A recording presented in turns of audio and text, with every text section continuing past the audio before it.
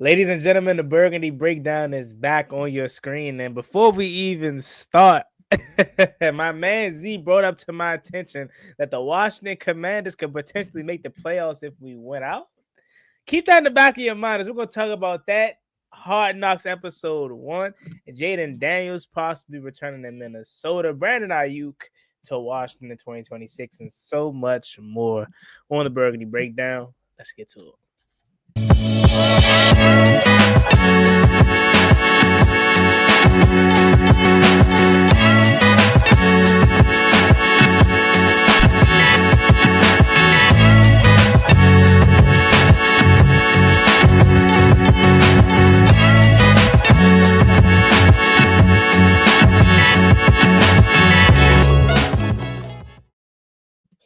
Ladies and gentlemen, welcome back to yet another installment of the Burgundy Breakdown. It's your man Juan Gotti, in the center is John from Ball and Burgundy Podcast, and one half of Reedy and ZZ. No up today. Apparently, TTR Frost says, "Yeah, Unc might hop on the pod. Unc got a national championship. They going down to Florida come Friday. Shout out to Level 82 out of B-more. They going down Florida to take the 11U down there, and they trying to win them a championship. So he got a lot that he's shuffling right now. But he said if he get time, he definitely gonna hop on. Hey, shout out to that. Hey, at least he winning in something. I know, right? Winning in something because this football team still more than we are. Yeah, but speaking of winning of something, like we had to start the show with this lingering story about we could still make the playoffs. It was a post earlier I seen with like all the teams, like who's in or who can still get in. And they had like shaded out logos, and ours was still colored in bold and everything. And I seen people in the comments like, why the Commanders still, basically lit up? Why they not shaded out? And that's because there's some talks going around that technically we are not out of it. That 1% still remains, and that 1% relies on the Philadelphia Eagles losing out, us winning out, and the Cowboys can't exceed 8 wins because we hold the tiebreaker. Us winning out, we still got the Giants, Dallas, and Philly twice. So that'll be all divisional games. So that'll kind of put us at that point, it'll put us with only one divisional loss. We lost to Dallas early on. Yep. And as well as what was it? Oh yeah, Dallas has that draw, so we would have more wins in a sense. If they get to 8 games, then we out. But if they like 7, 9-1 or something like that, then we would get the nod because we had 8 wins. So there's still a chance technically. I'm gonna go ahead and say it like this. Now that you brought that up to me, I'm depressed about the Broncos loss. At first, after the Broncos game, I was pissed. Don't get me wrong. I went into the game with no emotion, but as that game went on and we actually was looking good and we could win, you damn right I wanted to win. You damn right my emotion was back involved, especially late down the stretch and we got into overtime. That pass in the first call, Tyler know who fog. I'm like, hell yeah, like let's go. You know what I'm saying? So my emotions was involved, but then after once I got over, I was like, good game, man. At least it was fun. That's the first time I done seen us play like that in a long time. But now that you brought that up to my attention, it made it sting worse because it's like, damn, had we won that game, I would probably be thinking like, it's a possibility. Granted, it is a possibility still with that 1%, highly unlikely, but. Had we won on Sunday, I would have been like, 4-8, or what? 4-8. Anything's possible with the way Philly's playing. Dallas, I think they're gonna win the division when it's all said and done. But they're playing well. But there ain't a guarantee to beat Detroit tomorrow because Detroit's frustrated. They're trying to get their shit together. They got the Chargers still, and they have us and the Giants are going to play them feisty on the last game of the year. Obviously, I think they're going to destroy the Vikings. I think we're going to destroy the Vikings, especially if JD5 plays. But yeah, man. I mean, then you even we talked about it prior to coming on air. Like you could go back to so many games, whether it's Atlanta, Chicago, Miami. I think Miami's the biggest one though, because it's like shoot. That's where Yeah, I thought. That's fucking where I thought like you interception. can go on a Yeah. run. Yeah, the intercept. I thought you can go on a run. Think about it. Like we go into the bye week at what 4-7. You come out, you beat Denver. You're 5-7. Now you're really having conversations with the horrible Minnesota team you're traveling to. So now you come off of that, you're 6-7. You know, so like it's possible, but. Hey, and they never say never, and I would literally go insane if the Washington Commanders saw the way to somehow win this division. That would be so crazy. Talk bro, about hard knocks. That would before you get to the hard knocks, just Well, I'm talking. I when meant I to say talk well, about like, yeah, correct, what my it bad. would. But No, you good. I just said it. but no, for real, when I saw that possibility circulate, it was one of them things like, ah, fuck, why you show me this? Like, why did I just? Yeah. I'm kind of this is a real for believing that we could get in. You know what I mean? It's like I still believe in my team, of course, shit like that. But it's just like, fuck, man, we really can possibly get in the playoffs, man. Fuck that pick. Go out and try to win. You gotta try because you just never fucking know with the NFL. If shit like that happened, you know what I mean? I remember the year the Cardinals played the Steelers in the Super Bowl. The Cardinals were won 8 games that year. Or 7 games or some shit like that year, and they end up winning their division. That's kind of like around the time they began the whole. Because weren't they the lowest seed? Yes, but well, they had the lowest record, but they won the division that year, and pretty much the gist of it was back then. Well, before then, it was like whoever had the best 6 records. But then once they started that division, the division winners automatically get in. That's how they got in, and they made it all the way to the fucking Super Bowl. And gave Pittsburgh some bump in that Super Bowl. So it's just like, man.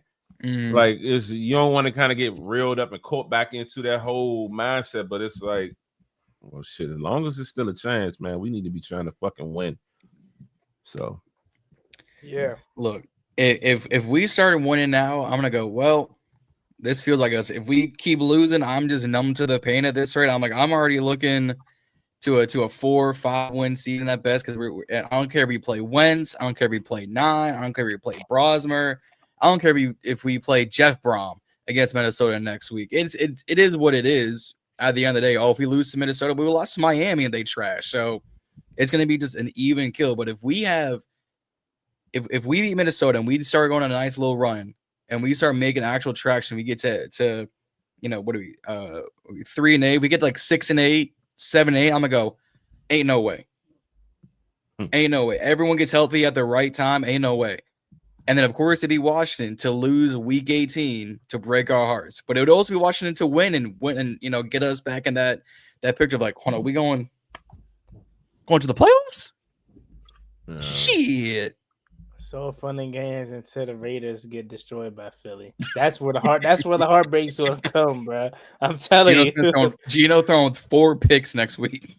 No, don't get me wrong. Watch, it's gonna be a walk off. Because it's in Philly too. Like, come on. Yeah. All their games they've been close. Barely fucking winning all these games. So that too probably would not be another gritty game. Yeah, I mean when you put it like that, I guess it'll be some walk off blocks 2-point conversion for the score to win the game like they did against the Rams. When you put it like that, the last time they had an impressive victory was all the way back in October against the Giants in 26. Yeah. October 26th, where they beat the Giants 38-20, and in that game, we remember some of that. I think that was when Doc first got in, right? I think so. No. Doc beat them Thursday night, right? Yes. So no, I'm talking about the second matchup in Philly where Cam Scatterbo broke his ankle. Yeah. But that was the last time that they had a true impressive victory, to say the least. But in that game, if you remember, it was some BS that happened with the tush push. He clearly really fumbled. Tom Thibodeau. Kayvon Thibodeau. Kayvon. literally yanked it out of his hands, and they didn't give him the turnover. So I mean, when you put it like that, they haven't been impressive all year, as we know. So maybe the Raiders do stand a chance potentially, but I just know how to. Let's just say hypothetically we get to that point. Let's say they lose to the Chargers on Sunday, on Monday, which I hope. But Justin Herbert, I mean, he doesn't need his left hand, but I mean, he doesn't, bro. Like that dude, he's just what he needs is an O line. he has it. They're just not healthy. Well, he has an exterior, I should say. He has an exterior. No. He has tackles. He doesn't have people to actually guard him. Yeah. That he becomes the center of attention for edge rushers and D tackles. Bro, he's I feel like he's gonna be the Andrew Luck of this generation. Now, granted, he probably isn't gonna quit or retire like Andrew Luck, but like I don't know, Burrow's on that pace to get killed back there. Bro, Burrow's so good. Like I was, bro. That game, I just the sidetrack. I picked them to win once I knew he was coming back. Just because I'm not gonna say I know ball, but I just have a great feel, like So like I just want to know, like not want to know, but like it's so easy for him. Like you couldn't tell me he missed 3 months. Like he just picked up. Like it's just clockwork, and it's just crazy. But anyways, like. They have not played impressive ball all year, so the Raiders could, but it's the Raiders, bro. Like, oh my god, it's the Raiders without Chip Kelly. Chip Kelly's gone. They say Chip Kelly was calling Pete's offense though. He couldn't call his own offense. I mean, we're gonna wait and see.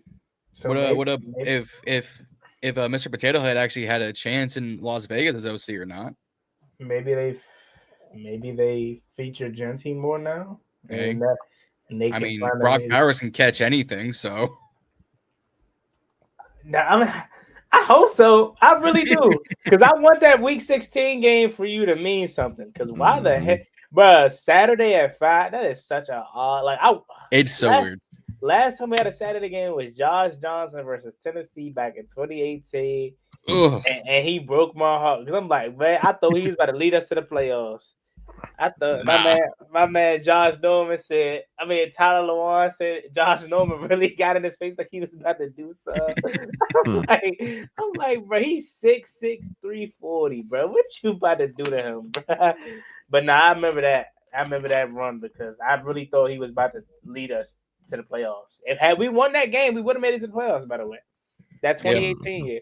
But that's the last time we had a Saturday game. So I'm hoping it means something.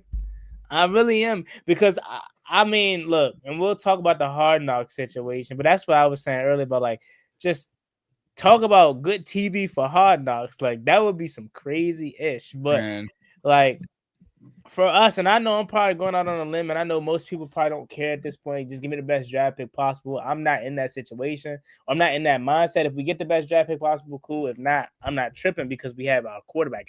Now, if we didn't have a quarterback, of course I'm screaming tank. But just class. I'm gonna be honest with you, right? After the performance I seen on Sunday, after hearing Dan Quinn, not that I personally needed a reminder, but a lot of fans needed a reminder. This locker room hasn't given up on them. They're trying. It's just a bad year. It's a bad year. You chalk it up as that. This team is winning at least 6 games. They're going to even if Jay Daniels don't play, you give me that Marcus Mariota, which a lot of people want to blame him for. Nick Bonito just made a hell of a play. Like the play was drawn up perfectly. Yeah.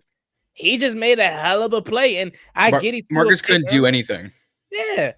I get he threw a pick earlier in the game to Drake Greenlaw, but like without Marcus Mariota, we wouldn't have been in a position to win that game. And then Bo Nix threw one like 2 drives later to Bob. Right. So Jaden theoretically does not have to come back. Like I'm thinking about it. No. I'm talking about for this week. I want him to come back, in general. I want him to come back for the NFC gauntlet or whatever, but because I want to play spoiler regardless if we have a chance or not. I think regardless, we probably would win that Philly game, whether it means we have a chance or not. We could play spoiler to him. But that Vikings game, we can handle the Vikings without 5, especially indoors. Like, so I maybe he comes back, and we'll talk a little bit more about that later. But maybe he comes back. But I think the the Vikings game, we're gonna destroy them. I mean, we take that momentum, that frustration we have off that Broncos loss, we're gonna kill them. Yeah. I think we're gonna kill the Giants.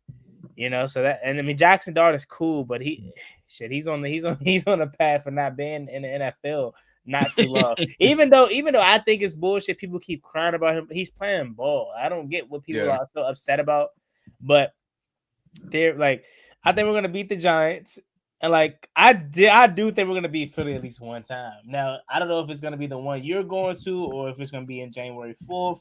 But they're not in a position to where they can be comfortable. So they're going to have to play their starters regardless either game. So needless to say, I know I'm kind of rambling, but I think this team's winning at least 3 more games. 3 out of their 4, to be honest. Okay.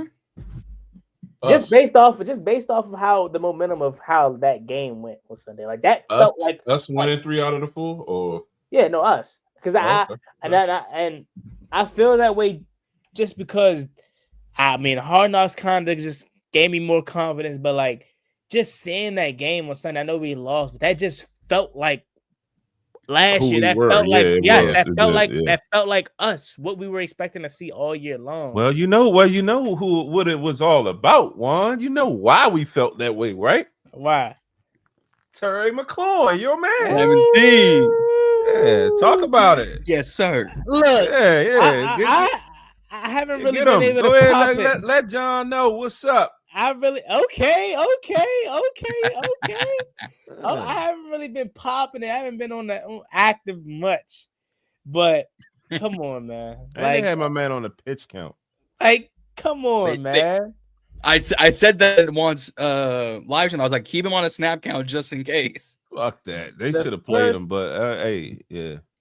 First drive of the game, Patrick Surtain. Because he had a blur. He had a touchdown. He had it. Mariota put it right there.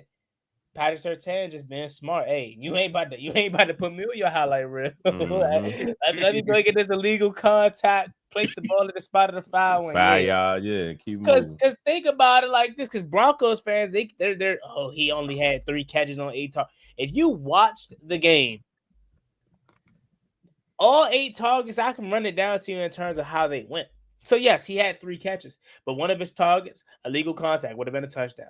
Another target got called back for holding on Terry. That was a touchdown. The other targets in between that weren't touchdowns. Patrick Surtain had, I think, one good play that I was like, okay, cool.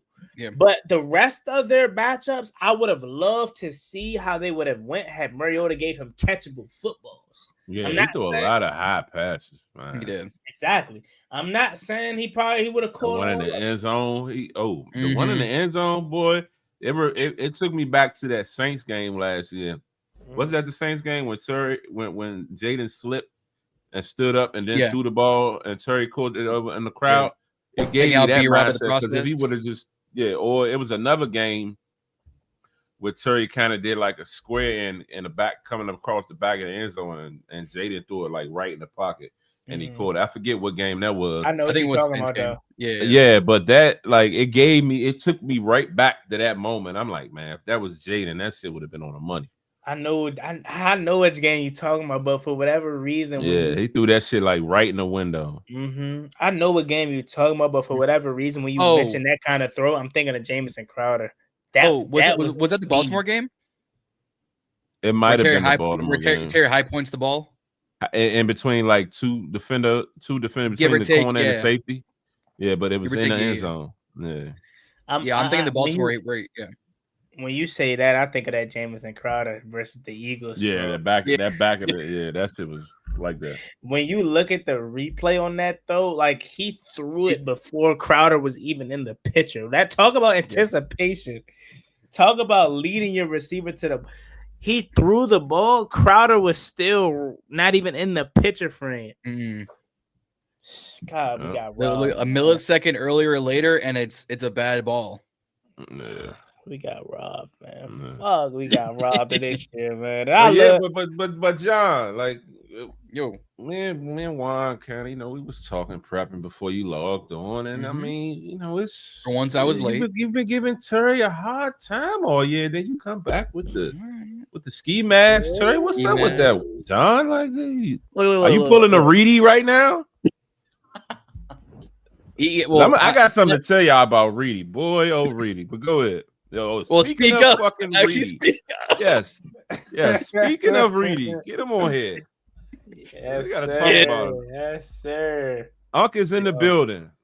With HTTR. Speaking of Reedy, Oh, yeah, they asked you first comment as soon as we logged on. Where Unc at? Unc not on tonight?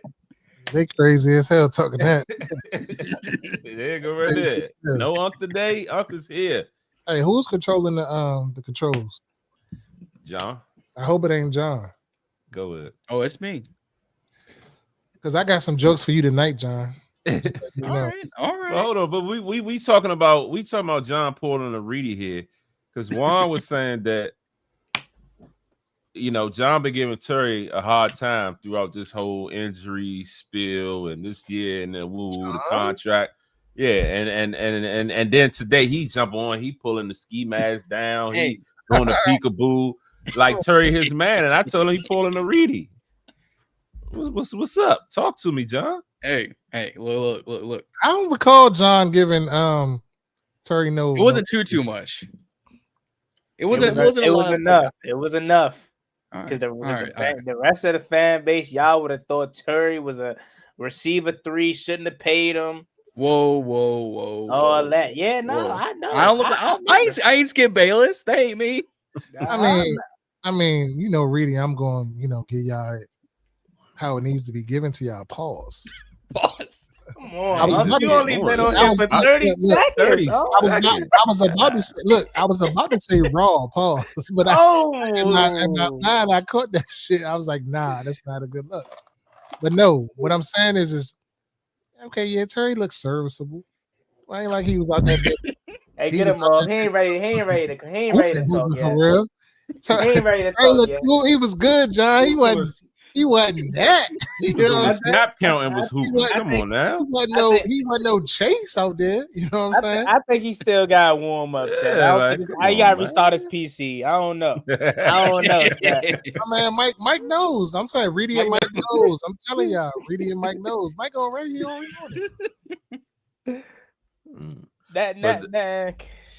Go ahead. You got it. But the moment what I was saying, Reedy. So I get a call the other day. He like, yeah, Treylon Burks, that's my man. I'm like, what? One thing. Like, what? Like, the fuck? Like, when did that happen? Yeah, I definitely said that. When he made that catch, he snapped it for me. When Z was saying, give him a shot, I said what I needed to see. He was like, give him a shot. How many shots do he need, Z? Nah, what do you mean? That's your man? He's only had 3 games, though. I think he got something in the tank. I mean, look. That catch was nasty. Don't get me wrong, for sure. Catch of the year. He definitely, I don't know, that Puka Nacua one was, but he scored though. He scored, so it is different. But this might be a blessing in disguise. We know what everyone says about young first round picks. Sometimes it doesn't work out at your first stop. Change the sceneries, all can end up being what they in fact needed. And think about no shot to Ryan Tannehill whatsoever, but he was in Tennessee. He was hurt. He had all this expectation on him to be AJ Brown's replacement. Yep. You know what I mean? But I just look at it like this: you don't play in the SEC at Arkansas and be a first round pick for nothing. You know what I mean? I don't think you do that. So there's something to him, and maybe we finally benefit from finding a sneaky gem. And maybe Reedy takes a liking to him just because of his potential, but also because he's gonna be Noah Brown's replacement, and Noah Brown was our guy. Noah Brown say, "Yeah, nah, I ain't even gonna crack no jokes on him because I know it was probably a tough time for him." But in the locker room today, he was like, "Man, this is probably one of the worst times of my career, my life," and I feel him. You know what I'm saying? Because he ain't played since week 2, but it might be Treylon Burks' season. And that's cool. I want Debo back. Debo, Treylon, Terry, and draft another guy. And he's still got Luke and Jalen. Luke and Jay Lane Pitt. I don't want to give off. I don't want to give up on about Luke and Jalen. I'm talking about the whole wide receiver unit. My bad. I digress. Yeah. I forgot that Luke was coming along before he got injured. So he gets a pass. Never mind. Jay Lane is where I look, and I don't want to give up on him. I'm not giving up on him. Let me just go ahead and say that, make it clear. But it's just like he was brought here as a special teams guy for one. He wasn't really brought here to be in a role that he has been asked to be in. But it's like at the top of his routes, he don't create no type of separation. He's supposed to be the speed guy. He's severely undersized. Like, I mean, did we really just draft? And I can't even say we drafted Tez Johnson because Tez Johnson, he actually is hooping, you know. And I only try to make that comparison because Tez is 5'7", like $125, and I'm like, he's smaller than Devonta Smith. Stop what y'all doing in these comments because AJ, this ain't gonna work for me. We need a real. Number 1B / number 2, and then the rest of these guys can stay on the list. But we definitely need to go out and address this wide receiver position aggressively. But it all depends on what Debo wants. You know what I'm saying? Like, have y'all talked about the Ayuk situation? Not yet. I don't want Brandon Ayuk, but we can talk about it. Let's talk about it. I was about to say the same exact thing. You took the words right out of my mouth. Pause. Why y'all don't want Brandon Ayuk? Y'all tripping. Reedy, you want to say it? Or you want me to say it? Honestly, I'm with them on this one. So if it was last year, yeah, but I feel like it's going to cost too much to get him, and we still got to sign other guys. That's why I don't want him for those specific reasons. But from Allen's standpoint, him back with Jaden Daniels, that Arizona State, connection, I believe that would be crazy. But for those reasons, that's why I'm gonna be out on that one. Reedy been nice. I'm gonna say what Reedy really wants to say. Go ahead, Z. I want to adjust this. I don't think Brandon Ayuk will be a cancer coming here with his best friend. That's not going to happen. Now, in reference to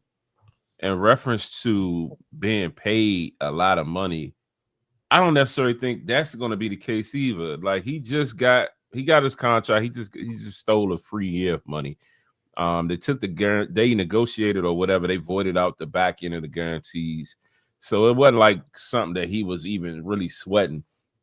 So, you know what I mean? Like you said, more than like with them voiding out the guarantees, it makes it easier, one, to trade him, two, to be released and they ain't got to worry about nothing. So in a situation like that, more than likely, nobody's going to trade for him. Hold on, time out. Explain that one more time because I didn't get that part.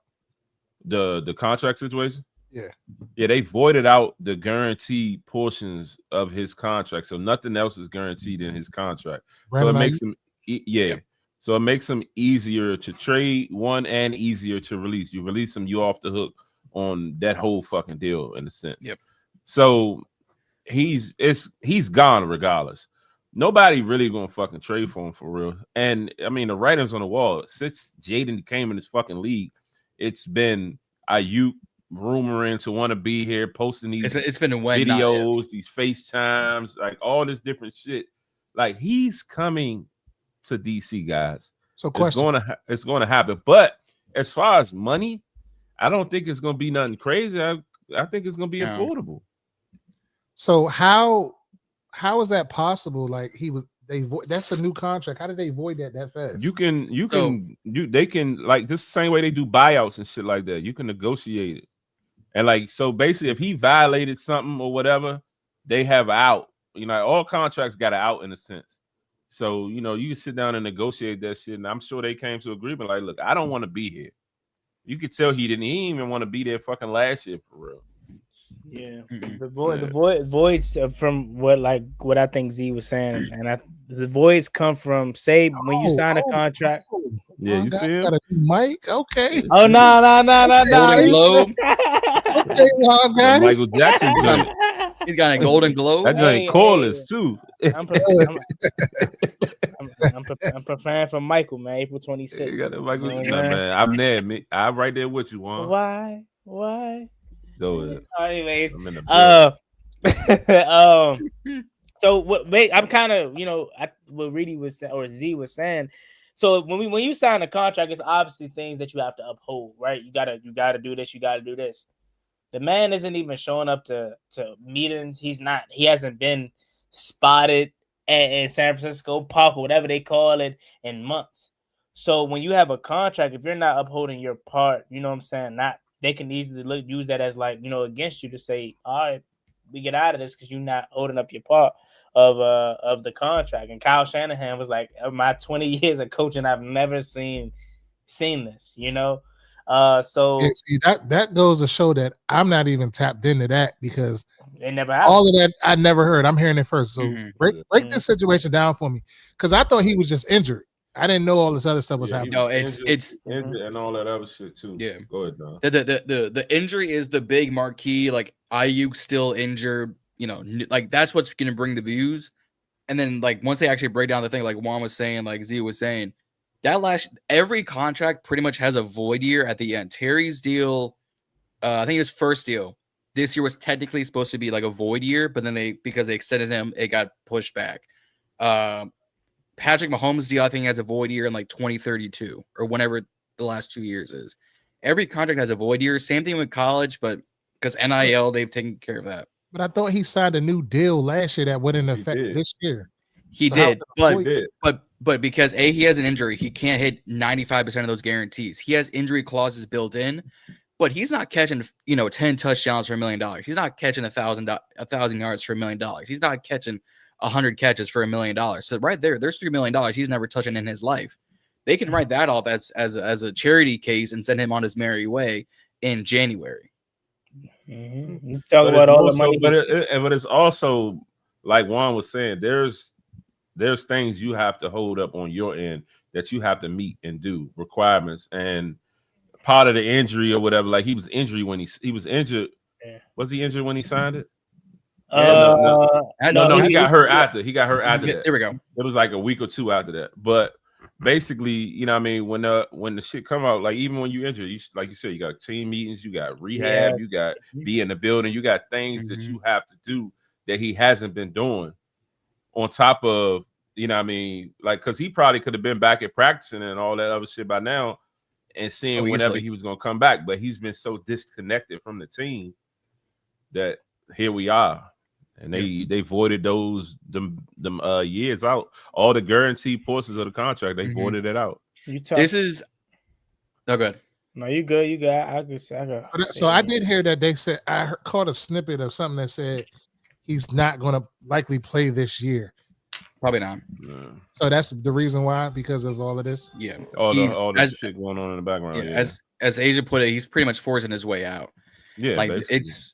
Yeah, and I said this as he was talking. He got that sign-up bonus, and he went on his way, basically. Real quick, before we go long, Z, you said that the deal wouldn't be that much, but if he just basically, I'm gonna use the word rescinded. I don't know if that's the right adjective to use in this setting, but he basically he's losing out on that bread. So you don't think he's trying to recoup that bread, and he's gonna want that? But he's not even gonna get a contract. He's not gonna get the contract that they gave him. No, you didn't play. What was it? The year before you didn't play, and you came back and you got hurt and you ain't played. So he ain't played like a year and a half or some shit like that. So he's not even gonna get that money that he got on this recent contract. Yeah. So remember when we traded for Debo, he still had like a year and a half on his contract. We turned most of those into incentives, so that's why he got $18 million up at the front. He'll be a free agent on our end come January, February time, wherever the league year, or no, March 1st is when the league year starts.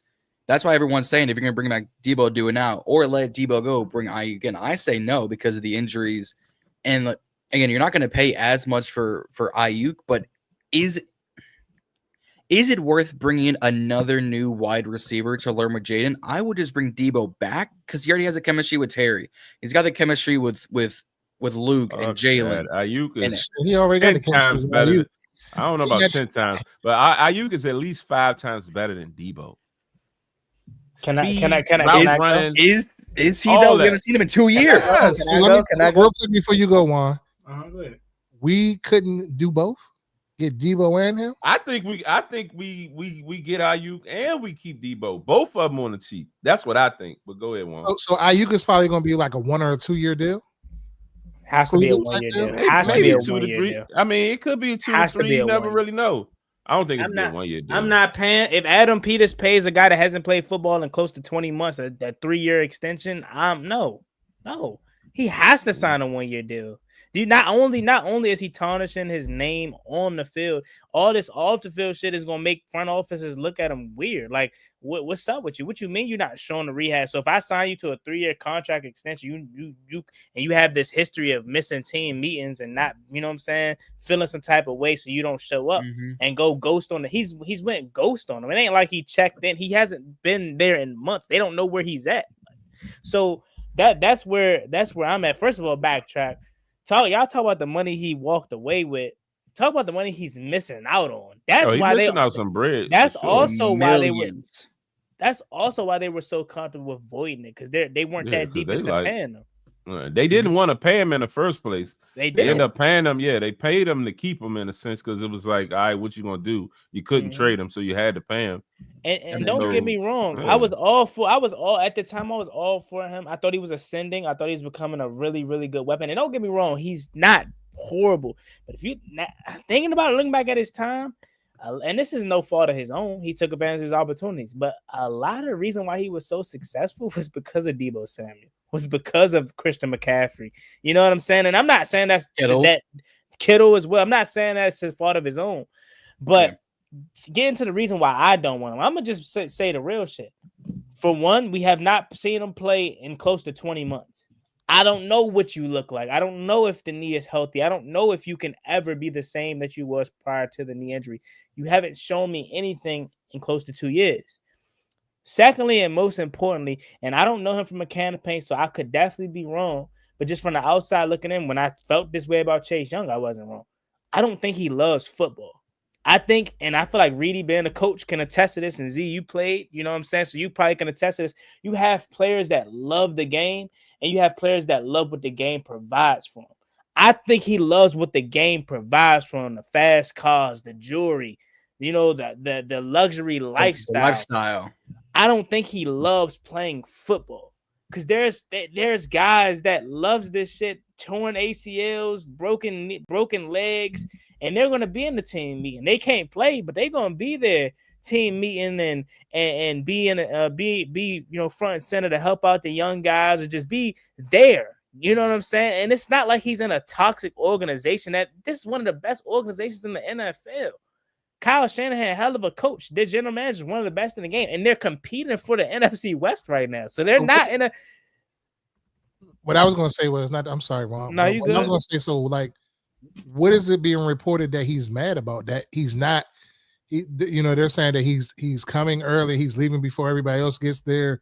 He's not. He ain't. You saying he ain't been there a month? So like, what is his qualm with the organization? That we don't know. Yeah, I mean, other than all I knew was that he ain't really want to be there. And I mean, he, of course, you couldn't get traded last year, so you going to take the bag. And from my interpretation, I felt like he was using this as his quickest way out. He got a quick little bag with a sign of bonus, used his way to get out of there, to get to DC, to get with Jaden. And you think about it too, right? Like you and maybe Asia's he's not doing all this to go to no fucking Packers or Panthers or anybody else. He's coming here. Don't get me wrong, like maybe Asia's on to something, but don't get me wrong. Like, can we, like, I know we want him here because of Jaden and all, but look, just think about the guy as a person, man. Listen to how he was talking about him before to Jay and that, man, they don't want me here, man. You know what I'm saying? Blah, blah, blah. On the Pivot podcast. Like, you got to look into these things when you talk about evaluating players. Think about how they do in the combine. They don't just evaluate them off their talent. They try to talk to their old coaches, see how they are off the field, how they carry themselves off the field. The talent may be there, but that I'm not sure. And Brandon Ayuk, let's just call it what he was a good receiver. He wasn't all that. Like, he was good. He had a 1,300-yard season. He was fine. But he was coming into his own, and then he got injured, which didn't help his case at all. I think he was a B type 2, maybe a 1B type player in my eyes. He had the potential. He was ascending into that number one. Then he got, like you said, he got the injuries and stuff like that. That was my take on him from afar. But I don't really pay attention to a lot of other teams, so it's like I see stuff in passing. But, Yep. I mean, but just to Asia's point with Sam Fran, because she brought it up with this, they always beat him with their receivers because the receiver is never the first target. It's Run CMC, Blue Eyes by Privilege, and Christian McCaffrey. It's George Kittle. Blue Eyes. It's sometimes Kyle Juszczyk, and then it's the wide receivers. Blue Eyes. You heard me. I didn't. Blue Eyes something. I heard. All I heard was Blue Eyes something. Blue Eyes by Privilege. So the white man runs the football. But again, to her point, they beat the wide receiver. Hold you. That is a really good white boy. He's really good at football. Yes. Runs in his family. But like Jawan Jennings beef. Brandon Ayuk is beefing. Debo was beefing. I'm sure Rice had a situation here and there. Like Sanford these past couple of years, I said Jerry because I couldn't think of other wide receivers, have always had wide receiver issues like Pittsburgh had with AB. There's always something going on to get them out of the building. This isn't any different, except they keep drafting and bringing in wide receivers, and they're winning with guys off the street. Y'all want Sky Moore? Y'all want Jawan Jennings? Y'all want MVS? Jake Tonges, the third string tight end? Like y'all want that with Mac Jones? How do we know? That's what I'm saying. Like, we don't have a better number 2 than Ayuk. Okay, on the rod, but how do we know he's that still? I want Jawan Jennings. I think a 49er is coming here. I just don't want it to be Brandon. I prefer Jawan Jennings. Now I know he probably out of here, Juan. Yes. How do you know? How do you know what he is?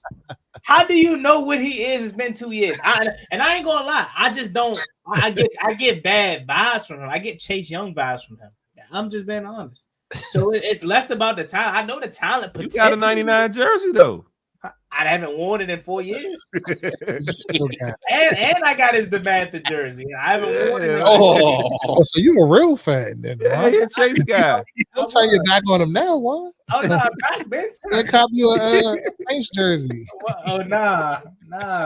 Go ahead and turn that into a kilo. Y'all know I ride for the hometown guys different, man. I was a big Kilo from home. Go ahead and slap the kilo on him. Slap the kilo on it. Somewhat.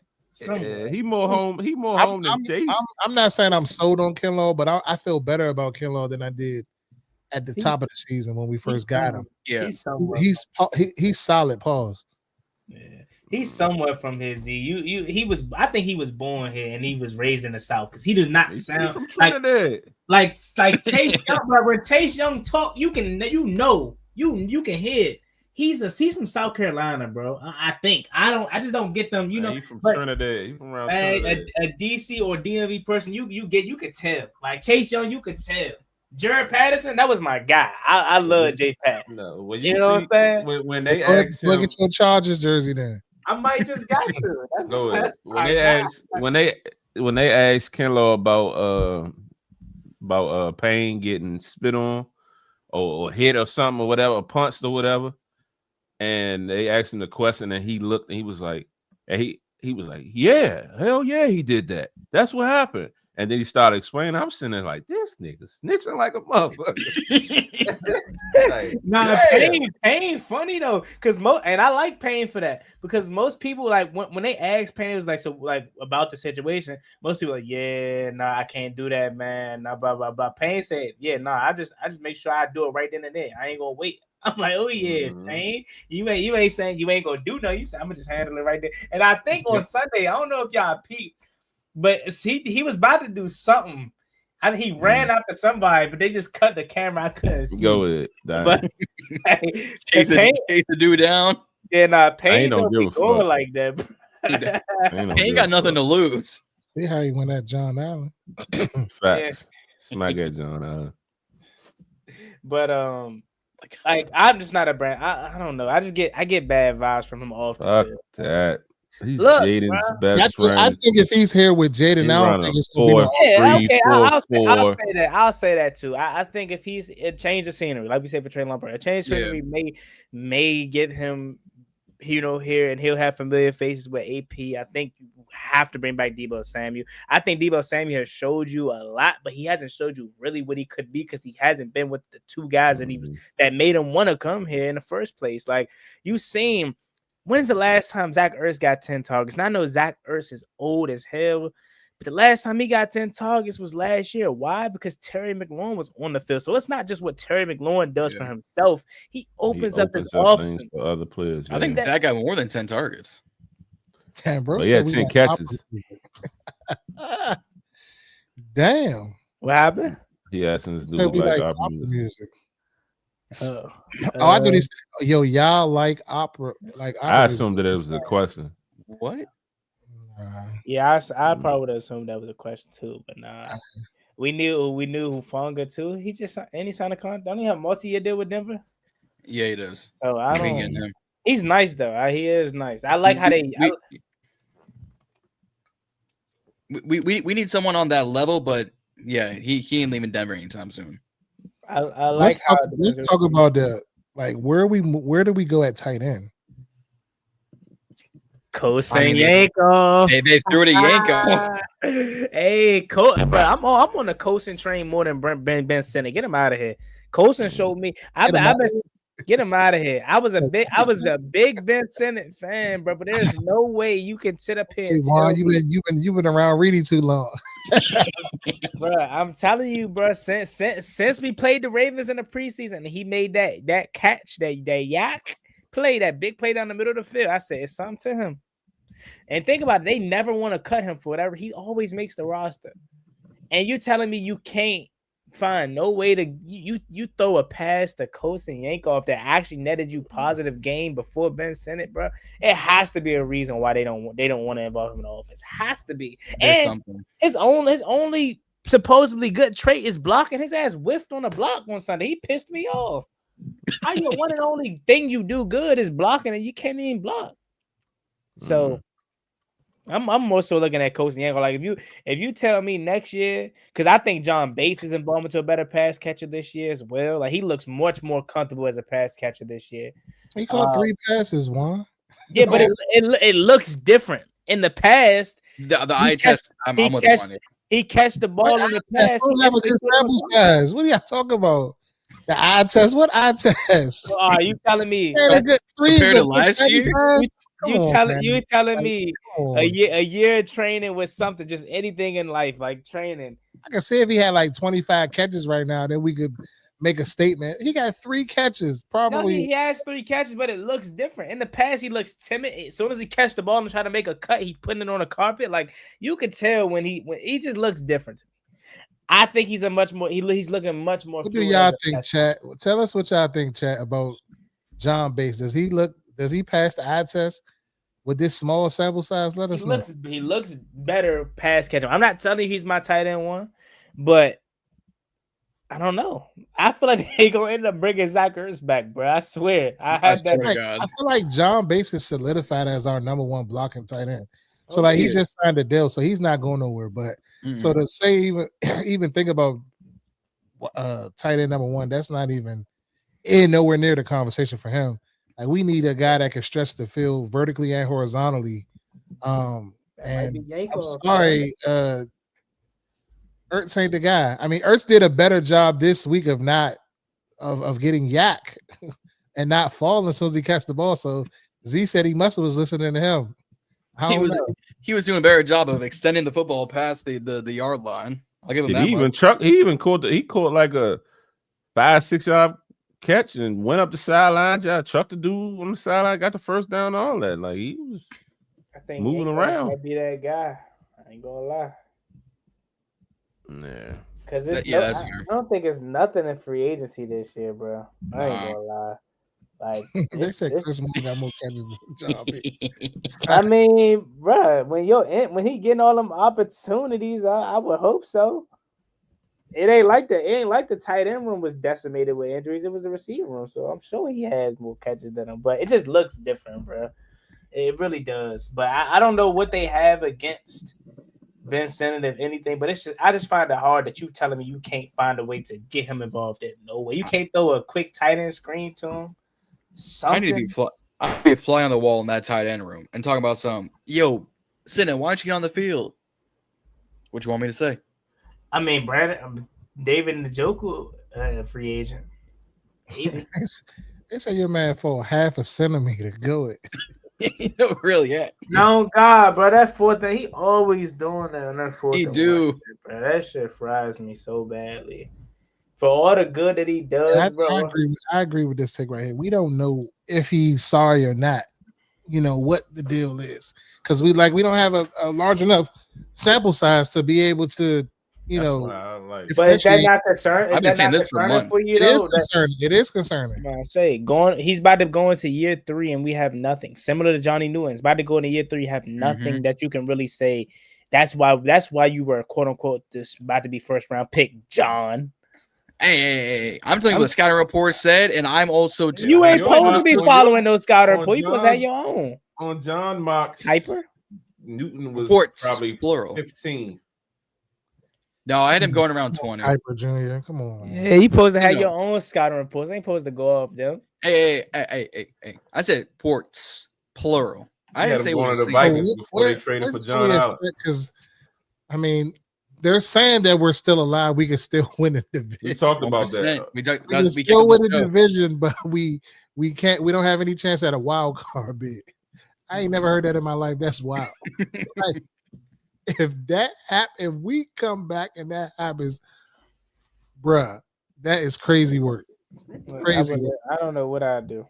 Bruh, if we come back, like I'm gonna just throw the hypothetical. If we come back, Jaden come back next week, and we go on a run, and we get back, hey, bruh, you cannot make this shit up. This the real comment. Crazy.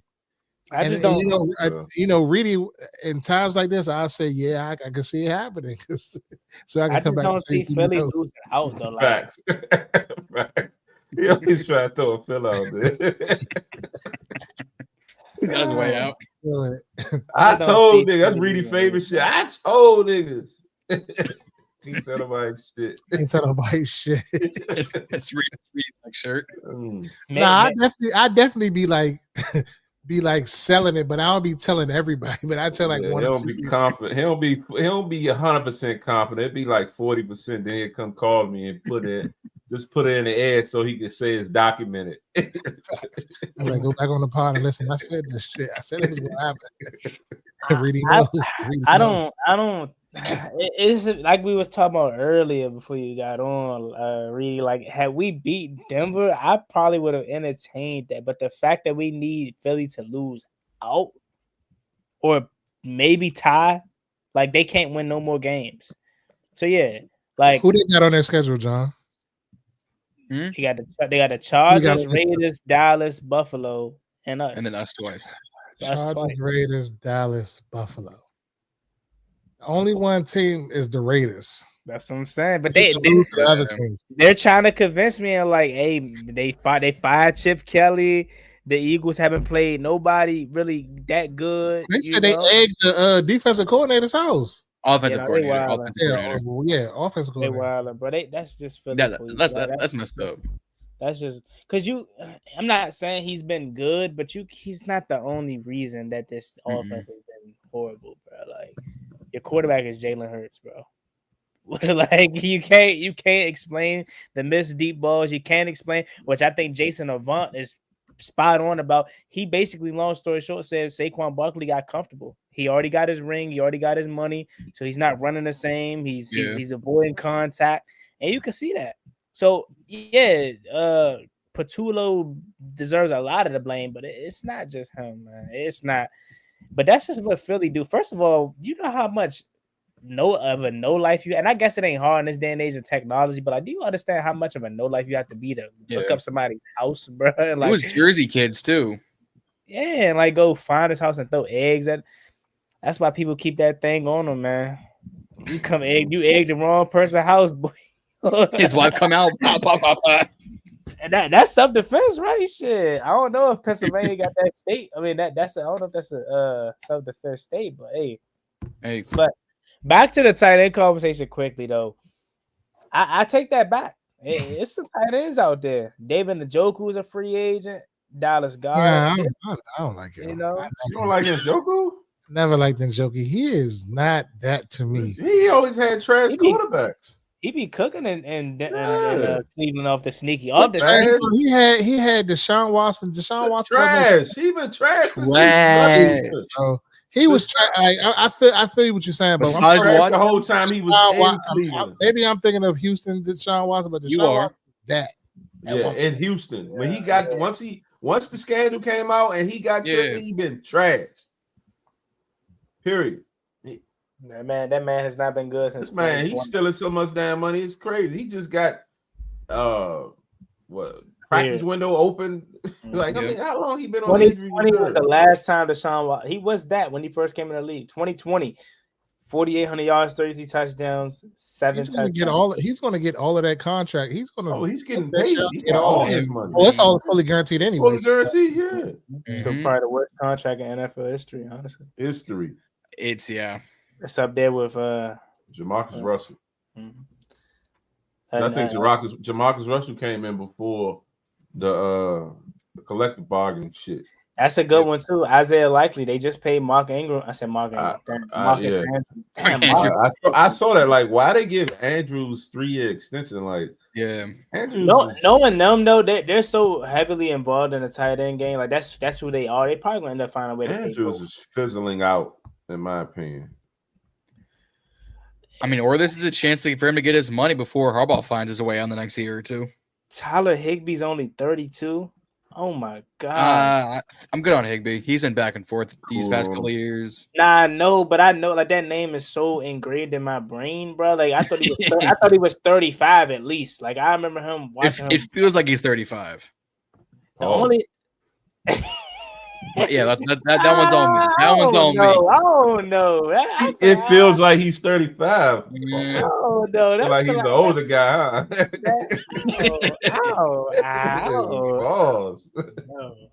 I'll take the blame. You did one earlier, Juan. I let you slide though. Oh, I did. Oh man, about hopping on some trains. I let you slide. I'm just hopping on the metro, but that's all I was saying. Respect. That's all I was saying. But nah, there's some good guys out there in the tight end. I mean, Kyle Pitts is an enigma because he's 25, and I feel like you would have to pay him some type of bread. But do you really want to pay that to him? Like, I don't think you do. I don't think you have to pay Kyle all that money. He hasn't had a good season. Kyle, like $8 million a year, maybe. What about Brevin Jordan? Is a sneaky one. I feel like him being in Texas behind. I ain't hear that name in about 2 years. Because I think he's hurt. Is he hurt? But I just know he should have got Jern Waller when we was talking about it.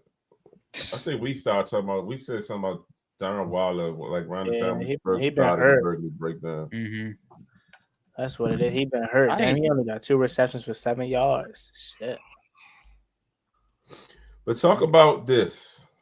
Oh yeah, in August. Damn. Let's talk about this real quick. We may have lost, but we're not lost anymore. Bars. Young DeMarco. That shit like that. Y'all don't know about that battle rap shit. Tell me how that made what went through your head when you heard that, John. The season's as lost as we are right now. Yeah. Oh my god! You always gotta be negative, man. I saw the clip and everything. I was like, damn. This it was bars. It was a bar, but it was a bar, but we already locked up. So what's the point? We're not lost anymore. We have our identity. We found our identity. Have we? Yes. Have we actually? This is the second week the defense came out hooping. Finally. Well, I mean, my man, Dak back there. Right. You gotta stop being negative. We gotta take the small victories, man. I said this was our game of the year earlier. I said it I put a whole episode out saying this was our game of the year, and I'm still sitting there like, if we lose again, I'm numb to the pain. But that's the thing. It sounds like you already got expectation. I'm numb to the pain. Crazy. Hey Mo, go ahead.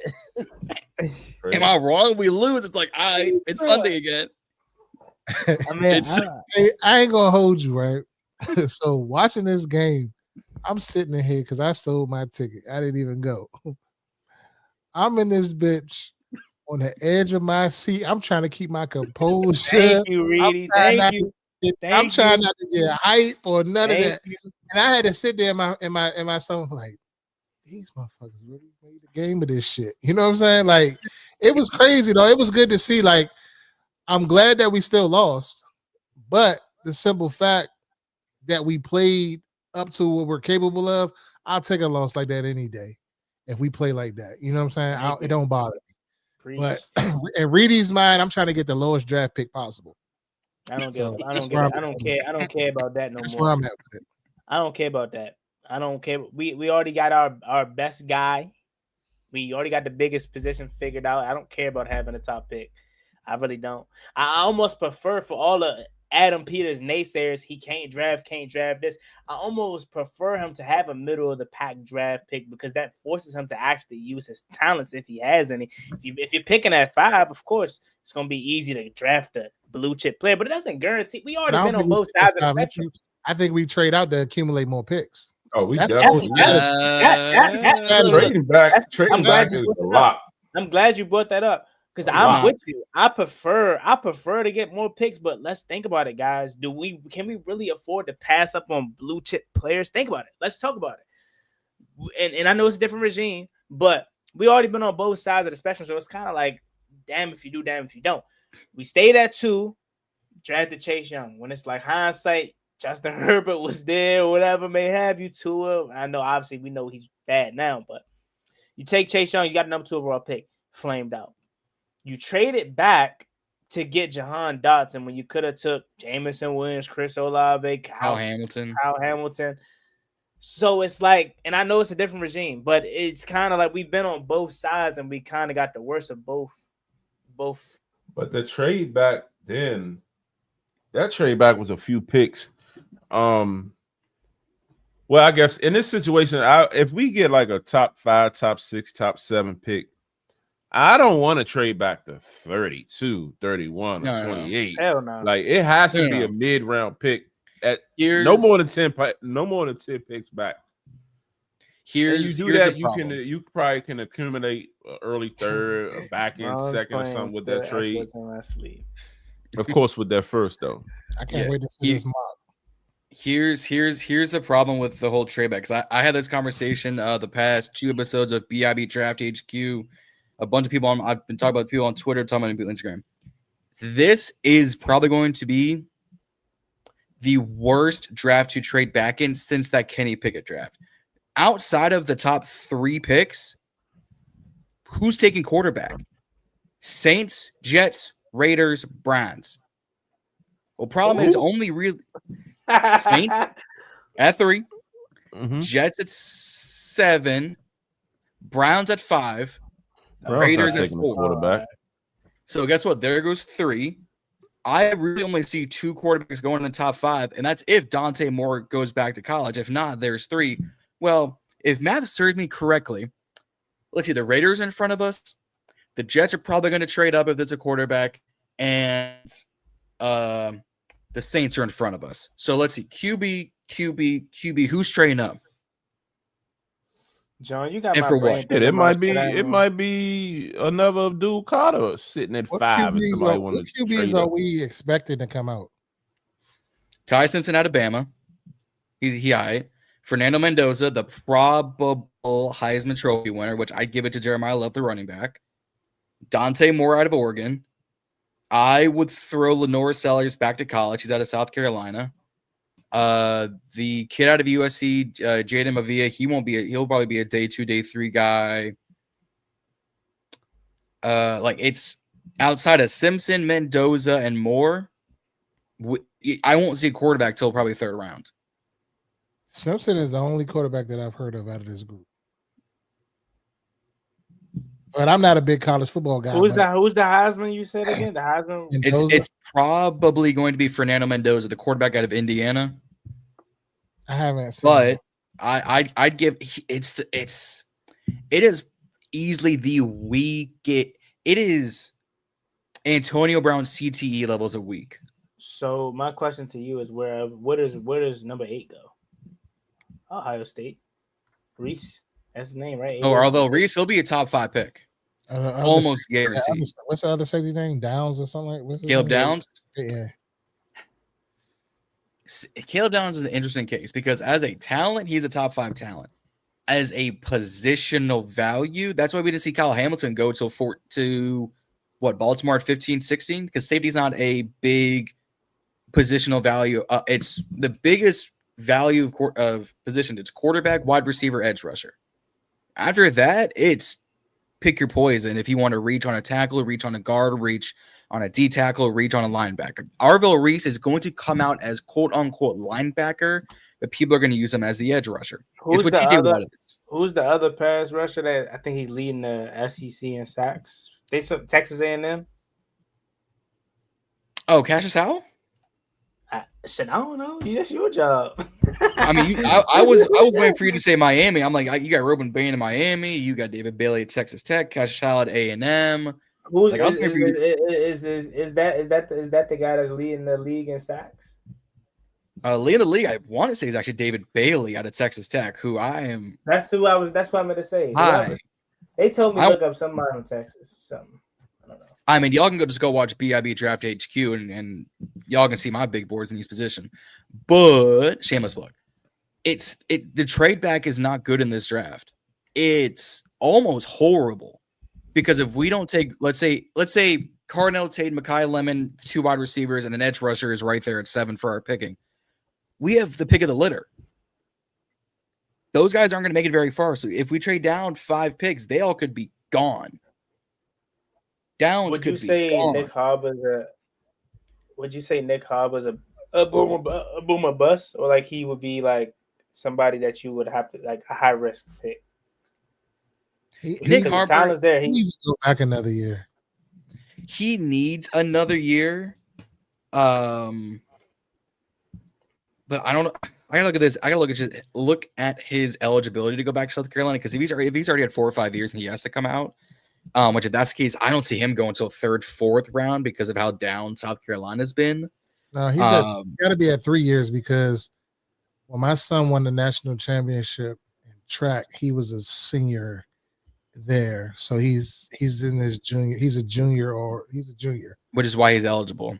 Yeah, he's a junior. He's a current junior right now. He's eligible, but I'm saying I thought you said he had eligibility left. I had to look at his eligibility. He's currently a junior out of South Carolina. He needs probably another. I use this phrase all the time, so y'all can kill me right now. He needs another year to season. 2023, 195 yards. 2024, 376. 2025, 618. Right now, he's probably my 10th receiver on the board I'd take. If we're at one of our 5th round picks and he's still there, I'm taking a 6'5" wide receiver. Yeah, the height was better than what I've seen in his college tape. But there's a bunch of guys I'd take way before Nick Harper at receiver. But trading down is going to be horrible this draft. So without a doubt, Cornell takes the cream of the crop of this draft. Or is it Jordan Tyson, Chris Basil II, Malachi? Brazel's a later round. It's okay. Between Malachi Lemon, Carnell Tate, and Jordan Tyson, it's really what you want. If you want a smooth route runner who's got consistent hands and is your prototypical Ohio State Brian Hartline product, then you can write 100% guarantee or your money back. It's Carnell Tate. If you want someone who's going to give you massive yak yards, someone who can do, you can move all around the field, it's Mekhi Lemon. If you want someone who can run around with the best of them and give you some athletic ability, but you've got to worry about injury, it's Jordan Tyson. I've got Tate at the 1, but it's legitimately like, who's your GOAT, Michael, LeBron, or Kobe? It's what do you look for in a wide receiver, and that would be your 1. So right now in the preliminary stages, we're saying we're going to go wide receiver and not edge. I say we based go based off of the way the prospects are panning out right now. We get Ayuk, we not going wide receiver. I think you need to get Ayuk. You have to go wide receiver. this receiver class this year is similar to the running back class last year. You can get one in round 3, round 4, round 5, and feel comfortable with him on your roster. Well, I was saying round 1 we wouldn't. My bad. Go ahead. I wouldn't because we have bigger positions to fry. I would go edge rusher in round 1. I'd probably go receiver safety round 3. If I can get Bryce Lance in round 5 out of North Dakota State, 6'3", has like one drop on the year, but it's got like 1,000 yards, and I want to say 7 or 8 touchdowns, I'd grab him in a heartbeat. There's your big body receiver that Noah Brown and Michael Gallup could dream of. I personally feel like edge rushers is more of a bigger need, but if you're talking about if you're going to talk about you're not going to be in a position to maybe draft Arvell Reese, who's the only guy that I feel like fans are flocking to. Cornell Tate, I watched that Ohio State game. Like, that's the first time in a while, like, I genuinely watched a full college game, like, and enjoyed the hell out of it. He gives me a Mecca Buka vibes. As you mentioned, typical Ohio State receiver. He gives me Garrett Wilson vibes, but he's 6'3", though. He does not look 6'3" to me. He looks he plays smaller than what he is, which I don't think is bad, but that might be more so better in terms of his physical traits and how he'll probably come out at like 6'2" and 3/4 because they have to get the exact height. But even we call him 6'3", I agree. He does not play at that smaller receiver stature. I just say break some type of rules and get Jeremiah Smith eligible right now. That's a receiver one right now. I would love Jeremiah Smith, dude. Bro, that dude, it's crazy, bro. Like, when you talk about just meant for the like God-given ability and just meant for the game, bro. My man's is just turned. He was 19 and he's 6'4" at 19, bro. Like, he's 20 now, but I'm with you. I mean, and to really point about an edge rusher, that probably would be the better way to go in terms of if you want to secure a potential, like, just if you want to just fill a spot and not necessarily go BPA, because when you look at our pass rushers and then when you look at free agency, there's nothing in free agency. Maybe Auden Key, maybe, but like other than that, Joseph Osei from Cincinnati isn't bad. Yeah, Osai from Cincinnati. Cincinnati losing both their edge rushers, Hendrickson and Osai, to free agency. They don't re-sign him. Yeah, so he's not bad, but I'm more so looking at the draft if anything. But what's our cap looking like for next year? We're in the 9. I think we're about the 90s. Let's be up there because all the 1-year deals fall off. All the money that carries over. Save money from Tunsil restructure or whatever that was. It's just Terry's contract that starts taking effect. They restructured Tunsil? Yeah, they did like a restructure in the middle of the year to save some cap, but they didn't like add any years or anything. They like reallocated money. Yeah. Marshawn Lattimore, $18 million you saved by releasing him. Thank you. Come again. Dead cap. I mean, what we save? What's the dead cap? It ain't no dead cap. We traded for him, so it's like a clear slate. Just like when we cut Wentz and we was off that $20 million. Same situation. We might, if memory serves me correctly, because Dietrich Wise played less than the amount of games needed. I think we're getting a 6th round pick comp wise because of the Fowler signing back to Dallas. I think we get a comp pick for that because Wise didn't play the snaps. But it's a 6th round pick. Yeah, but let's talk about Hard Knocks. So I've been waiting my whole entire life to be on Hard Knocks. You mean to tell me that this episode is what they gave us? We're ass, Reedy. They said this, bro. It's against us right now. We're 3-9, and the Eagles and Cowboys just played 2 games in 4 days, 5 days. The Eagles on a 2-game losing streak.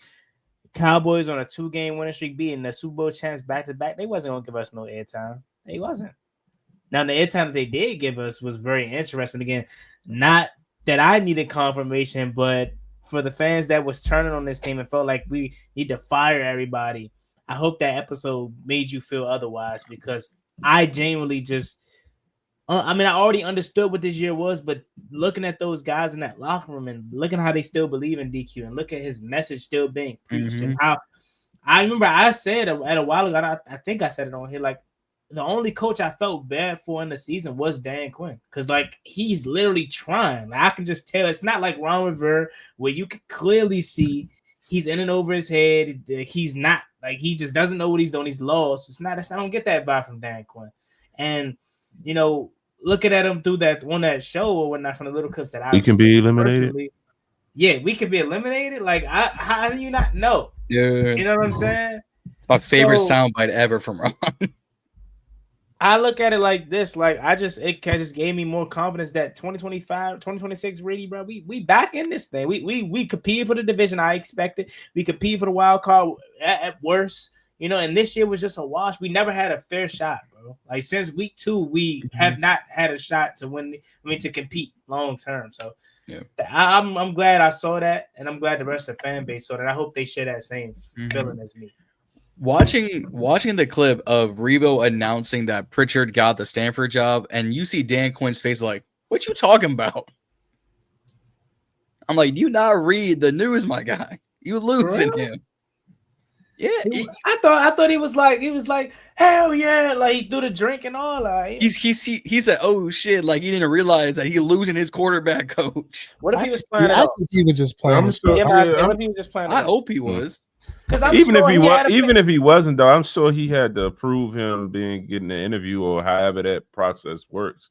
So, and Dan is big on like advancement with his guys. So, like for instance, like with him going on his way, it to send him on his way. Like Dan is excited. Then to bring David Blah up, Dan is excited. Like if Cliff goes and get head coach, he's not gonna hate. It's gonna be all joy. I don't think Cliff goes anywhere, but yeah, I said the same thing. I don't either. I think next year, if we return back, Cliff might go to the Giants.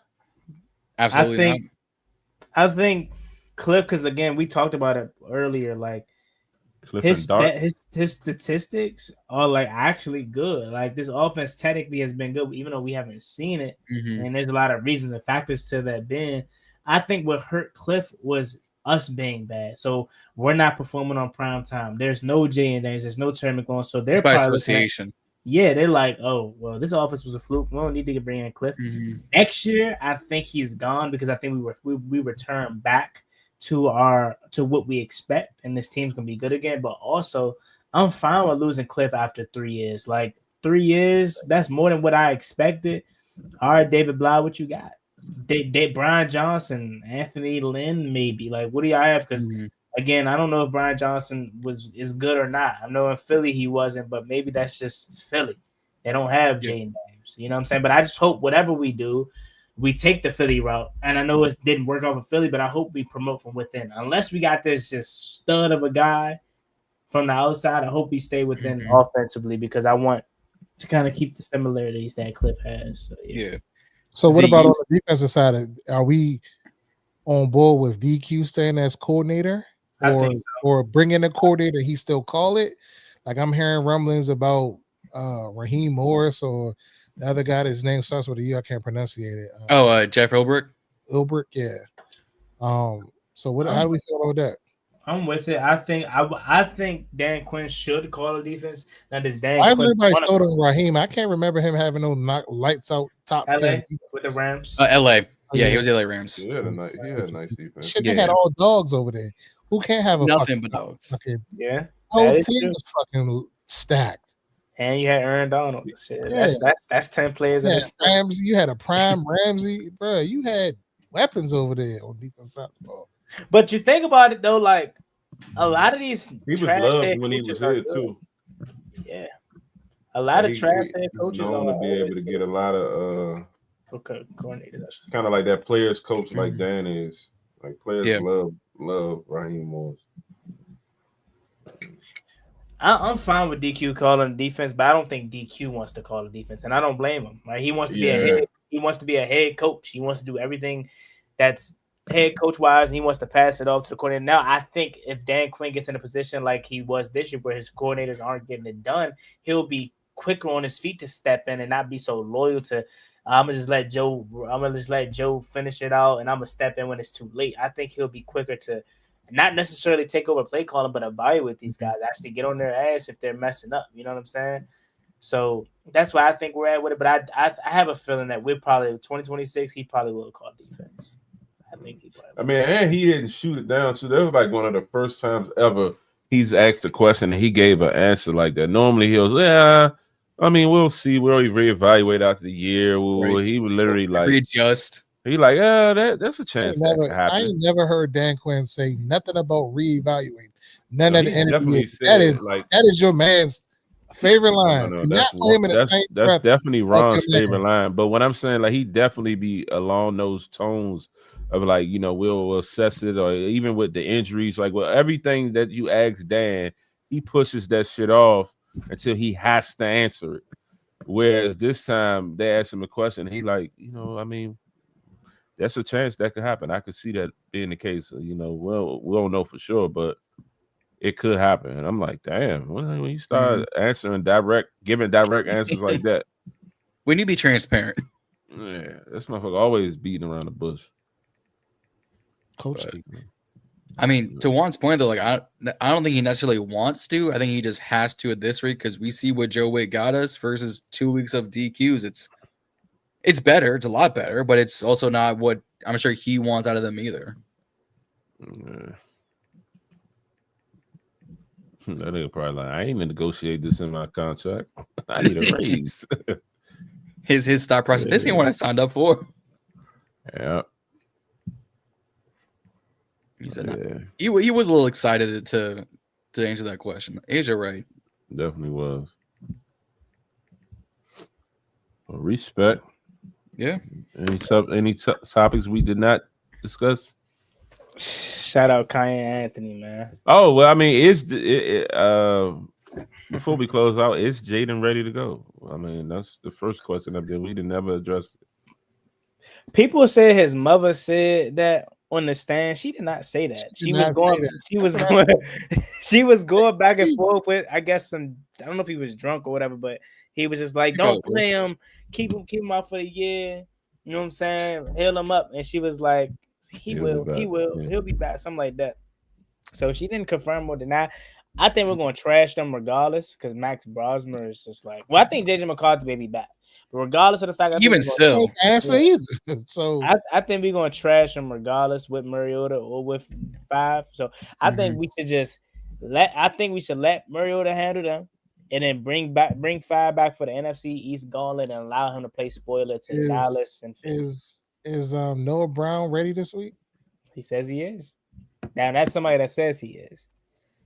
I mean, he was full practice today on the injury report. He was a full. I really don't care anymore though. Like, oh my god, talk about a guy that has so much, and it's so unfortunate because it don't even be his fault. Like, like his injuries don't even be like his fault. And I don't think injuries are ever somebody's fault on purpose. But like, he just has bad luck, bruh.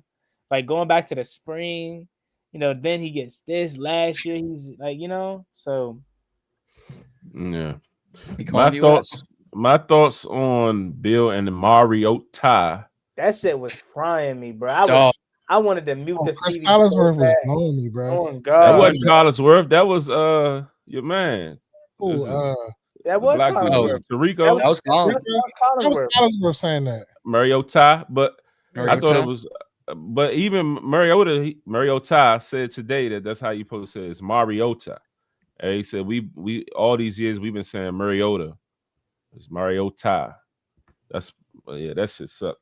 But I mean, as far as him, I'll start with him.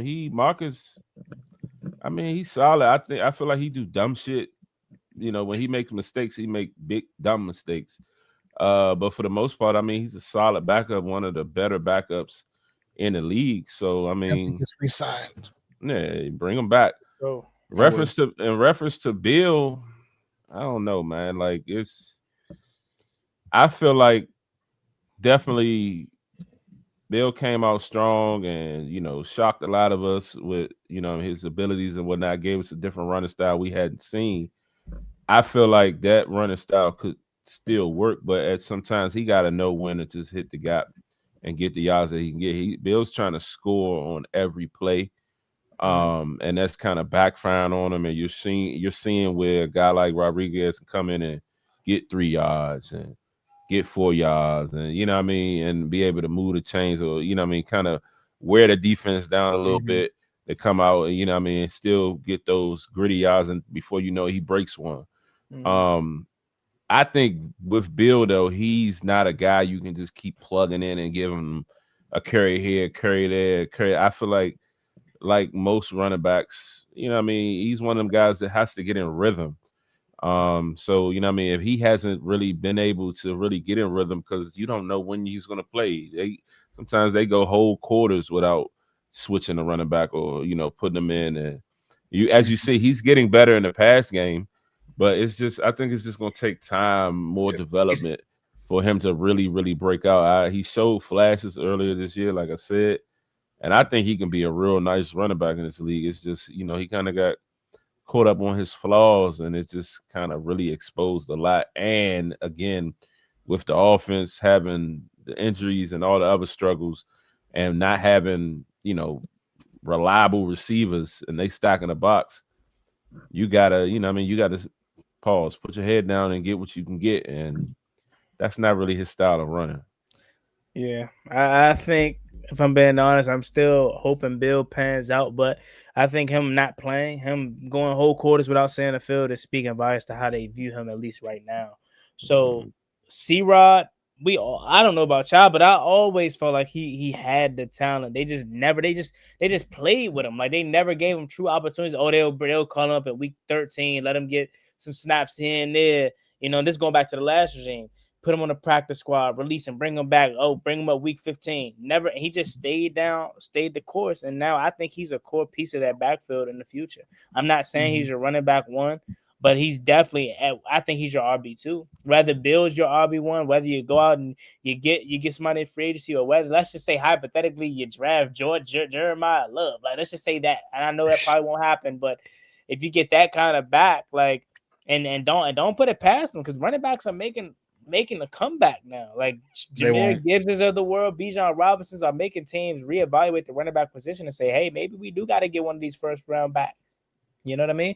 So I look at it as Bill, as Asia said, maybe he was ahead of schedule. You know what I'm saying? And him being a 7th-round pick eventually caught up to him. I'll be honest with you, I'm all on the C-Rod like wave now in terms of wanting to see more of him, because I think like he's doing everything for the right way. And you talk about hitting the whole pause, having a good vision, the ability to be physical at contact, running through tackles. Like, you see none of that out of Bill, and that's not his game per se. But if you're not doing that, and you're not being able to do what you were good at, you know what I'm saying? The twitchiness, the you know, I go back to, what game was that a few weeks ago where he blew me? Like, that's my guy, that's your guy. Like, more than all of us, but he blew me. I ain't gonna lie. He had a clean sideline to turn up the field on the sideline. And I forgot exactly what he did. I think it was actually he bounced it out to the sideline instead of just going forward. A few weeks ago, I don't know what game that was against. Was it against Seattle? It might have been against Seattle. Might have been. It was the Seattle game for sure. I remember that. And yeah, I'm not over the Bill hype, but I'm definitely, if they're looking at the running back position as another hole, I don't blame them at all, because I definitely think you can add more going into next year. I think C-Rod's the only lock. You know they're gonna bring back J-Mac. You know they are. Like, he hasn't done nothing wrong. He always, for whatever reason, man, 3rd down, 3rd and 56. My man gonna find a way to convert that jump. So you know they're gonna bring back J-Mac. And Bill, I think he'll obviously be back, but I don't think he stops them from addressing the running back room further this offseason. No. Go ahead. No, I was gonna say, I think some people bit off more than they can chew on Bill. I feel like he was a 7th-round pick for a reason. And this is not the trash Bill, because I do think that as the season has progressed, I'm higher on Bill than I was originally on Bill. But I just think that, you know, there's certain levels, and, you know, and then it matters in college football, the competition that you play against. Like, there are some outliers every now and then where a guy that comes from the MEAC is just like that, or a Jerry Rice or something that's from a small college somewhere. It just comes out and just it is that guy. But for the most part, your dogs really come from these Power 5, big conferences and shit like that are, producing these guys at a high level. So not a knock on Bill, but I just think that he just, what's what you gotta say? I don't think it's him not being able to match up with the guys in the league, or him coming from, I mean, Arizona ain't no small school. One, I don't think it's like a pedigree. Play at Arizona though. That's the thing. I mean, but I don't think it's a pedigree thing. I think it's more so like the scheme, and again the situation. Like, I don't think it's early on. I think Bill has his opportunities and stuff like that. I think he's just, maybe the pro game is different for him. It's not, he's not catching it as fast as far as on the pass blocking and all the other intricacies of the game besides running. You know what I'm saying? Like, give me 5 before you give me 40. You know what I'm saying? But he ain't really been struggling. Well, I don't think he's been struggling in the pass blocking and the receiving since they had the whole little spill about it, and he fixed it and they started giving him more time again. I feel like they giving him time. So it's the same thing like with Ben Sinnott, not to cut you off, but the same thing with Ben Sinnott. It's something that we're not seeing that they're seeing in these practices, because this is the only sport that you practice more than you play. So it's a reason why McNichols is in there. It's a reason why C-Rod is in there, and he's not in there. It was a point where they gave him the push. He had his opportunity. He was pretty much RB1, and then he digressed, and then now he'll get a series. But that was in the middle of the Chris Moore routine and Chris Moore the Robbie chose. No, I'm saying like the not having a receiver threat, so everybody's stacking the box. Yeah, like that was during that period. So that's a heavy portion of it as well. And if you compare him to C-Rod, like again, like when I spoke, like with C-Rod is gonna stick his head down and go get 3-4 yards. That's not Bill's game. Bill may need that compliment from the passing game to open up the different lanes so he can take off and do what he got to do. So like that power element ain't really in his game, even though like I feel like he can do both in a sense. But in order for him to really eat and really, succeed in the running back room, I feel like that passing attack has to be there as well. So right then and there, and you're not wrong, but right then and there, you just proved to us why he's not that. And it's not that he's not good. He's just a regular guy. Like but I'm also comparing him like with the C-Rod thing, because it's like. But C-Rod doesn't need that. And let's just be real. C-Rod doesn't need that. The biggest thing with him and C-Rod, to your point though, is he's getting the opportunities. But to Reedy's point, what is he doing? And we know C-Rod ain't had the easiest journey, so it ain't like it's favoritism or this and that. He's just simply better than Bill at this point, because what they're saying in practice. And going back to I gotta give Reedy credit, because when we all were high, Z was the first one hyped up, and then I got hyped up. But going back to July, August, Reedy was like, y'all really sold on a 7th round pick though, like, you know what I'm saying? So that's credit right there, because you've seen that this potentially could have happened to not be so gung-ho on a 7th round pick. And it's not that the talent is not there, it's just, again, Asia, what you said, he may just needs more time to develop, and we kind of rushed him into this star that he probably wasn't ready for. But I agree with Reedy's point as well. I don't think he's a number 1 back. I don't think he's an RB1 in this league. And I think Z just improved to that too. I think he's a change of pace, 3rd down back at best. He's not a number 1 back. No. I think you attested that. You can't say he a 3rd down back and he ain't a passing threat. Like, that's what 3rd down backs are. You come in to be a pass catching threat. So I think he's just you basically saying he not like you basically saying he coming in and he's a trunk candidate in a sense. I mean, I feel like he's the back that you bring in to spell a guy. He can possibly break it every now and then or whatever. You think he's a starter? I mean, at this moment right now, no. I don't think, like, again, because he's had other issues that kind of slowed his progression. I feel like he was on the right path, and shit happened, and he kind of slows progressing because they start needing all these other things from him that he just ain't have right in this moment. But had things been going the way it was going, it would have been a clear RB1. But I feel like I feel like moving forward, like with getting through the rest of this year into the off season and continued development, he will eventually be RB1. Absolutely.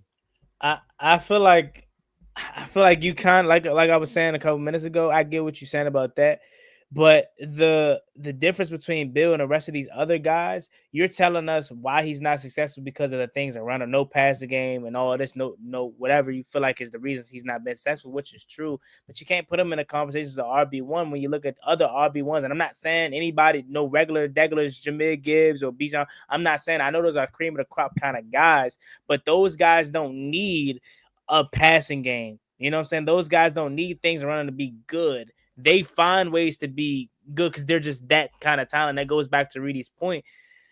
Not that every here and there you find a small guy from a small school that is that. But typically you have to go to the Notre Dames, the Michigans, the Ohio States to find these guys like Bijan Robinson, Texas. You know what I'm saying? Like Jahmyr Gibbs went to Alabama. So, you know.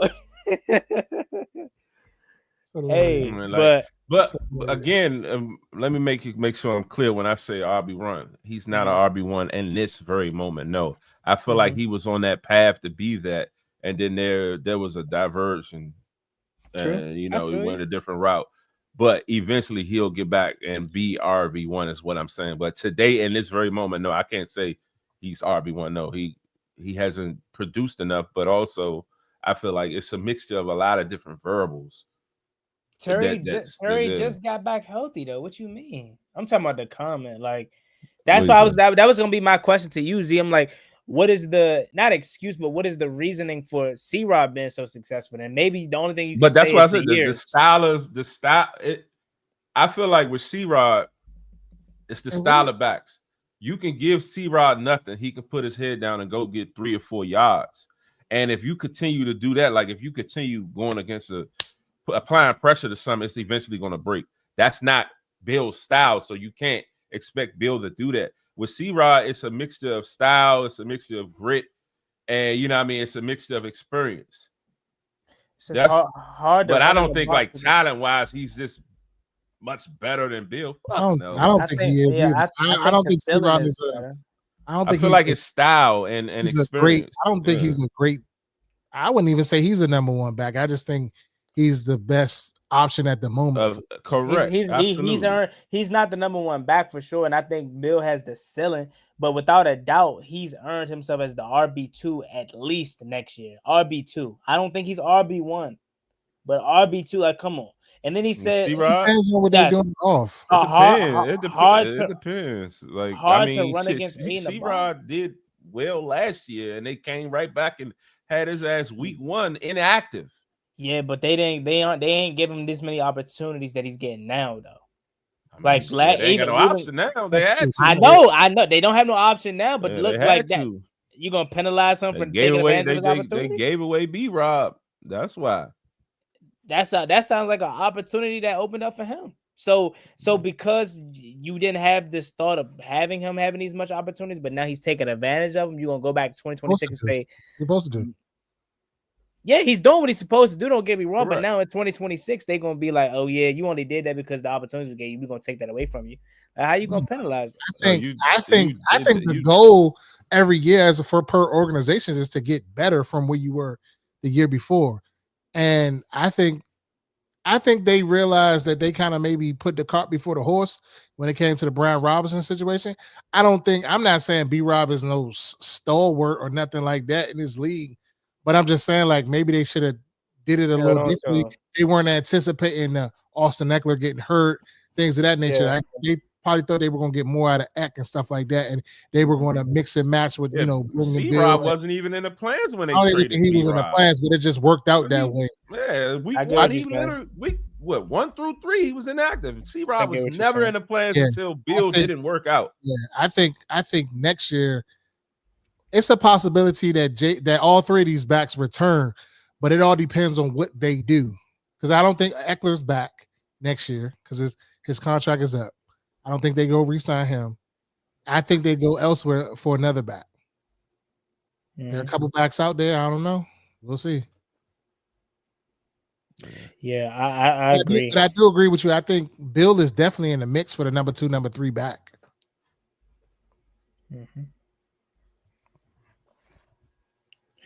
Rico, I think Carolina gonna let him. They're gonna re-sign him.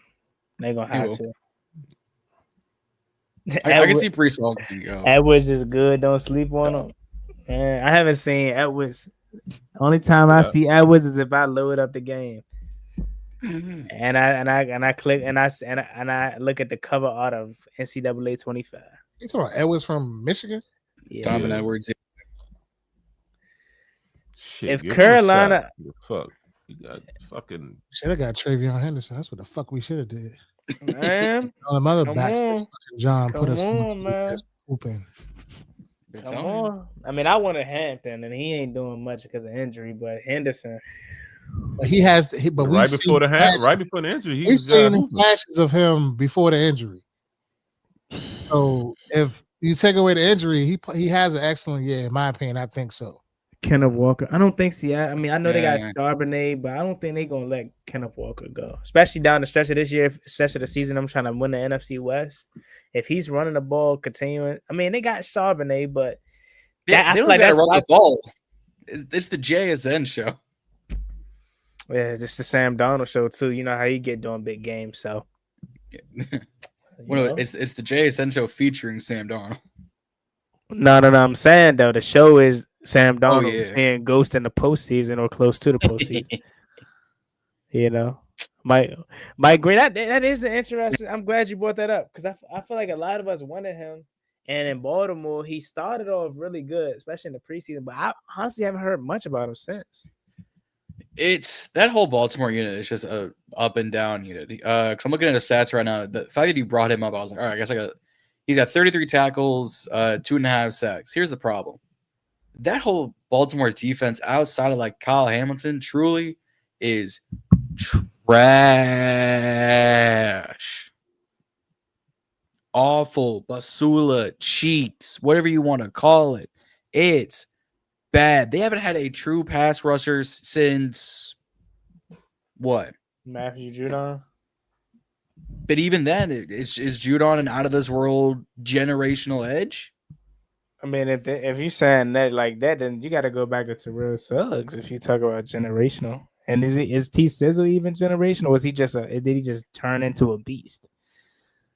Because T Sizzle was what, early 2000s? Couldn't have been. No, yeah, he was. But I'm saying I vividly watched Terrell Suggs. Yeah. So early 2000s, the late 2010s or whatever, 10s, whatever. Yeah, they haven't had a good edge rusher in a while. Mike Green was great at Marshall, but it was also Marshall's the Sun Belt. I just wanted him because he's got the production, he's got the size, he's got the speed, and he had enough around him to where he could be the Robin to Armstrong's Batman. He has no one across from him that's giving him any sort of help. Mike Green is getting, like, it's not helping him whatsoever, but I'm not going to call him a bust because that whole defense is letting him down. No, Lamar isn't helping much either. Sonny Styles, John. What you think? Wouldn't go watch our linebacker episode on BIB Draft HQ if you want a true old school run stuff linebacker who can tackle the best. That's Sonny Styles. Go watch it over on BIB Draft HQ. John, you trying to get me to watch it. Why I gotta watch it when you right here? Dang. Because I had a guess on we went through all my favorite linebackers in this class, including Sonny No AJ Styles. Trying to make me watch the 2-hour John. Listen, this live stream longer than the episode. We were supposed to go 30 minutes, bro. We were supposed to be gone an hour ago. But nah, I mean, I'm definitely gonna check it out, though. I'm just trolling. Yeah. You know? But for sure, I mean, it definitely went longer than what we expected, Paul. So yeah. But I mean, we kind of planned for it, though. We said how the conversation flows, and it went everywhere. Yeah, John, you got a plain white hat on. The Under Armour. Yeah. It got a logo on it. Yeah, it's over here. I got Grill? Is it called grill? I ain't gonna lie. Plain white hat that'd have been crazy. I ain't gonna lie. Okay. It was definitely giving Sandlot. Yeah, I'm like.